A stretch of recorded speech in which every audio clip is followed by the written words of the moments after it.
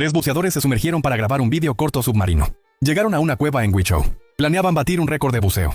Pero apenas 20 minutos después de entrar al agua, su compañero de atrás desapareció misteriosamente. Los otros dos al principio no se alarmaron. Pensaron que había regresado a la superficie antes. Sin embargo, al volver de explorar la cueva, encontraron su cuerpo sin vida en el fondo. La cámara submarina recuperada después captó por casualidad todo el accidente. Este suceso, que parecía un accidente de buceo común, desencadenó 2 años después una disputa legal muy mediática. Esta es la historia que vamos a contar hoy. El fatal accidente de buceo en la cueva del río Yuchong, Guizhou. El río Yuchong está en el municipio de Yuchong, condado de Dafang, ciudad de Bijie, Guizhou. A simple vista, es solo un río salvaje más del campo. Pero su origen es una cueva que los locales llaman el Estanque del Dragón. Como cueva kárstica típica, la entrada a la cueva del Estanque del Dragón está a unos 40 metros bajo el agua. Hay que entrar horizontalmente. La longitud conocida de la cueva es de al menos 700 metros. Además, tiene muchas galerías y un entorno muy complejo. En el círculo de la espeleología submarina, este tipo de cuevas sin explorar se llaman comúnmente cuevas vírgenes. Su descubrimiento se remonta al año 2020. Fue entonces cuando un buceador local de Guizhou, llamado Javier, la exploró por primera vez. Cuando se corrió la voz, a principios de 2021, el buceador de élite nacional, Álvaro, también acudió a explorar la cueva con su equipo. Debido a las limitaciones de los preparativos de aquel entonces, tras explorar algo más de 200 metros, no pudieron adentrarse más, tal vez al enterarse de que ni siquiera los buceadores de élite habían logrado llegar al fondo. A Javier, un buceador de Shanghái, le surgió la idea de batir el récord como buceador experimentado con múltiples certificaciones profesionales. En octubre de 2021, Javier creó un grupo en línea para reunir a 7 aficionados al buceo, con el plan de llevar la exploración de la cueva hasta los 800 metros. Además del buceador local, Diego, el grupo incluía a su excompañero y socio comercial, Ignacio. Ignacio era antes directivo de una empresa financiera de Shanghái, luego dejó su trabajo para aprender a bucear con Javier y obtuvo su certificado de instructor.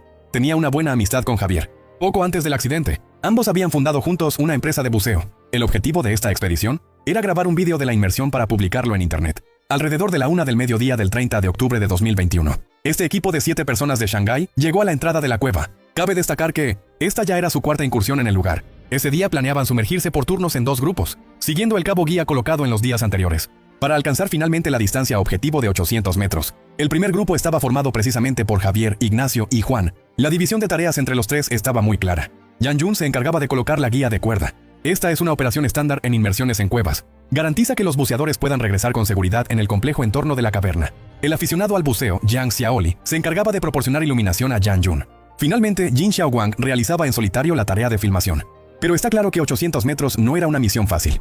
Para prevenir cualquier imprevisto durante el proceso, colocaron bajo el agua 3 puntos de botellas de aire de reserva en diferentes fases. Además, establecieron verbalmente un plan de emergencia. Este consistía en que, si un buceador se sentía indispuesto o se quedaba atrás bajo el agua, debía regresar a la superficie por su cuenta. Sin embargo, estos planes aparentemente exhaustivos acabaron desencadenando una tragedia. Alrededor de las 2 de la tarde de ese día, una vez que los 3 se equiparon con el CCR y demás equipo, comenzaron a entrar al agua uno tras otro. A medida que los 3 se adentraban más, la luz se desvanecía rápidamente. Tras avanzar unos 40 metros desde la entrada de la cueva, el grupo entró horizontalmente en la galería principal según lo planeado. En ese momento, la topografía también comenzó a volverse más compleja. Si se desviaban de la guía de cuerda, era muy fácil perder el sentido de la orientación. Durante los primeros 20 minutos tras la inmersión, todo transcurría con normalidad. Los 3 mantenían la formación de exploración, y cada uno ejecutaba su tarea. Pero tras 20 minutos, mientras colocaba la cuerda, Yan Jun miró hacia atrás, y se dio cuenta de que Jin Xiaowang, que iba detrás, había desaparecido. Sin embargo, al recordar que antes de sumergirse, habían establecido un plan de emergencia, dado que era posible que Jin Xiaowang regresara a la superficie por sí mismo, y en el peor de los casos, tenían puntos de parada con aire de reserva. Al enfrentarse a esta situación imprevista, los 2 hombres no estaban demasiado preocupados. Yan Jun continuó concentrándose en colocar la cuerda guía, mientras Yang Xiaoli se quedó a su lado proporcionándole iluminación. Media hora después, habiendo completado la tarea prevista, comenzaron su regreso. Pero durante el camino de vuelta, descubrieron que la cámara subacuática de Jin Xiaowang había quedado abandonada en el fondo. Con un sentimiento de inquietud, continuaron nadando de vuelta durante más de 10 minutos, hasta que se toparon con la escena que menos deseaban ver. En ese momento, Jin Xiaowang yacía inmóvil en el lecho acuático. Era evidente que ya no mostraba signos vitales. Su equipo de buceo parecía estar en orden, pero el regulador se le había salido de la boca. Ante esta circunstancia repentina, Yan Jun hizo un esfuerzo por mantener la calma. Desprendió las 2 botellas de aire del lado izquierdo del compañero e intentó llevar el cuerpo a la superficie. Sin embargo, en ese momento, Yang Xiaoli, que estaba a su lado, pareció empezar a entrar en pánico. Y en una cueva submarina, un patrón respiratorio alterado es sumamente peligroso. Por lo tanto, Yan Jun no tuvo más remedio que llevar primero a Yang Xiaoli de vuelta a la superficie. El reloj marcaba alrededor de las 5 de la tarde, cuando ambos emergieron con éxito. En ese momento, habían transcurrido aproximadamente 3 horas desde su inmersión. Al conocer lo sucedido, Shang Xiangqian fue el primero en llamar a la policía. Inmediatamente, el personal de los departamentos locales pertinentes se dirigió al lugar. Sin embargo, la situación en el interior de la cueva salvaje era compleja. Además, para entonces ya había anochecido. Con la temperatura del agua bastante baja, los rescatistas también corrían peligro vital bajo el agua.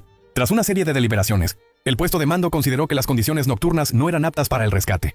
Esa misma noche, Yang Jun comunicó la noticia a la familia de Javier, que se encontraba en Shanghái. Al día siguiente, los familiares llegaron rápidamente al condado de Dafang. A las 11 de la mañana del 1 de noviembre, comenzó oficialmente la operación de rescate. Un equipo de rescate de 8 personas, formado por Yang Jun y otros compañeros, desde las 11:00 hasta las 13:51, tras aproximadamente 2 horas y media de esfuerzo, descubrió a Javier a unos 400 metros de la entrada de la cueva. Su cuerpo fue recuperado del agua sin contratiempos. Tras la confirmación in situ del personal médico, Javier había fallecido por ahogamiento. A juzgar por la ausencia de signos de lucha en el cuerpo, es muy probable que no sufriera durante un periodo prolongado y perdiera la conciencia rápidamente. En cuanto a la causa concreta de la muerte, no hay información pública disponible en Internet. Se especula que el clima del momento provocó una temperatura del agua excesivamente baja, lo que le causó malestar físico, y en consecuencia desencadenó el accidente. Posteriormente, varios de sus antiguos compañeros reunieron algo de dinero como pésame para la familia de Javier. Este trágico suceso parecía haber llegado así a su fin. Sin embargo, en una reunión más de un año después, Yang Jun pronunció un "lo siento, Javier". Esto reavivó el doloroso pasado de la familia Jin. ¿Cuánto significado encierra realmente ese "lo siento"? Cuanto más lo piensa la familia, más confusión siente. A finales de 2023, es decir, 2 años después del fallecimiento de Jin Xiaowang, la familia presentó una demanda ante el tribunal. Consideran que Yang Jun, como organizador, no cumplió con su obligación de garantizar la seguridad. Los otros buceadores experimentados tampoco prestaron ayuda, lo que finalmente condujo a la muerte de Jin Xiaowang. Exigen que el organizador, la persona que recomendó la cueva, y la empresa cofundada por Jin Xiaowang y Yang Jun, les indemnicen por daños y perjuicios por un total de más de 1,48 millones de yuanes. Sin embargo, desde la perspectiva de los demandados, el buceo en cuevas es una actividad de participación voluntaria y conlleva asumir los riesgos propios. No se puede depender de los compañeros para la propia seguridad. Además, en ese momento Jin Xiaowang ya había perdido el conocimiento bajo el agua y no podía respirar por sí mismo. Sumado a que el proceso de inmersión requería descompresión, era imposible salir a la superficie de inmediato. Incluso si su compañero de buceo hubiera estado a su lado, el resultado fatal no habría cambiado. Los demandados también sostienen que Jin Xiaowang no cumplió con el acuerdo verbal establecido inicialmente. La razón es que una grabación de video tomada por el propio Jin Xiaowang muestra que poco después de entrar al agua, mientras seguían el cordón guía rojo, los 2 buceadores experimentados iban al frente, y Jin Xiaowang, encargado de filmar, lo seguía por detrás. Pronto en el vídeo se escuchan respiraciones agitadas y tos. En ese momento Javier se sentía indispuesto en 4 aspectos. Minutos después, la cámara que sostenía se le cayó de las manos. Como no estaba apagada, la cámara grabó automáticamente las imágenes de su nado. Luego apareció el haz de una linterna, y esa persona resultó ser el propio Javier. En las imágenes, el triángulo en la cuerda guía señalaba hacia la dirección de la entrada de la cueva. Esto indica que, después de que Javier empezara a sentirse mal, primero nadó un trecho hacia el interior de la cueva, antes de dar la vuelta y regresar hacia la entrada. Este proceder claramente no se ajustaba al acuerdo verbal establecido antes de la inmersión. Entonces, ¿actuó Javier de manera inapropiada? Al respecto, el instructor Weber, de WWD, declaró lo siguiente: el procedimiento correcto habría sido avisar al compañero. Acto seguido, el equipo debía interrumpir la inmersión de inmediato y regresar a la superficie como grupo, no de manera individual. Vale la pena mencionar que, en una exploración realizada en esta misma cueva, Weber y su compañero de buceo permanecieron siempre muy cerca el uno del otro. Esto contrasta marcadamente con las imágenes grabadas por Javier, donde no se ve a su compañero en ningún momento. El 23 de octubre de 2024, el tribunal emitió su veredicto en primera instancia.